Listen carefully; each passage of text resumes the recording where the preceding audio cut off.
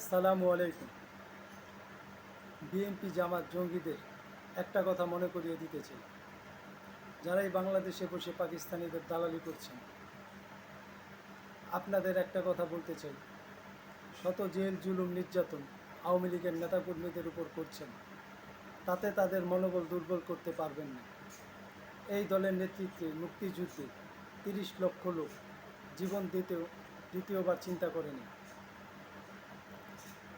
এই দলের মানুষের আত্মত্যাগের জন্যই আজকে বাংলাদেশ নামক একটি স্বাধীন দেশ আমরা পেয়েছি।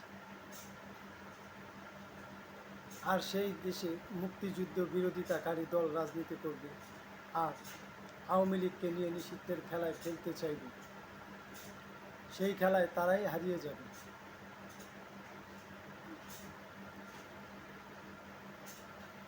আওয়ামী লীগকে দমিয়ে রাখার অপচেষ্টায় যারাই লিপ্ত, তাদের স্বপ্ন স্বপ্নই থেকে যাবে। ঢাকা সহ সারা বাংলাদেশ আজ প্রস্তুত, জনতার শক্তি আজ অপ্রতিরোধী।